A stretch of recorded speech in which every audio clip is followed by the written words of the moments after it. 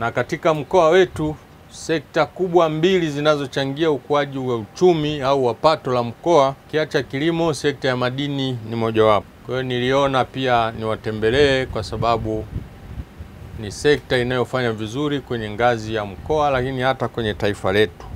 Madini yanachimbwa kwenye ardhi, na ili uchimbe madini ni lazima ubadilishe ardhi hiyo, na katika kuibadilisha kuna hali ya mabadiliko ya kimaumbile ya ardhi yanatokea. Mojawapo ni ukataji miti, uchimbaji wa mashimo makubwa na madogo. Kwa hiyo jambo langu la kwanza ambalo nitasisitiza kwa mmiliki wa mgodi, wananchi wa hapa, lakini na wachimbaji wengine, ni swala la utunzaji wa mazingira. Kama nilivyosema, sekta ya madini ya pili, lakini sekta ya kilimo ni ya kwanza.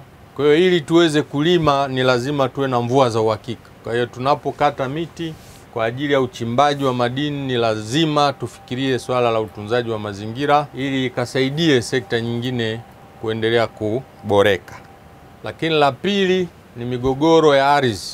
Kwa hiyo kuna wakati unaweza ukakuta madini yapo kwenye maeneo ambayo wananchi wanaishi. Msipotengeneza utaratibu mzuri wa utatuzi wa migogoro ya ardhi, mnaweza mkawa mnatengeneza chuki kwa wananchi dhidi ya serikali yao, na uwekezaji unaweza ukaonekana hauna tija kwao hata kama unaleta kipato. Kwa hiyo niendelee kusisitiza, wakati mkiendelea na shughuli za uchimbaji, pia muendelee katika utatuzi wa migogoro yoyote ya ardhi inayojitokeza baina ya wananchi na wachimbaji nyinyi. Lakini najua mmiliki wa mgodi ana wafanyakazi wa kudumu na wale wa muda.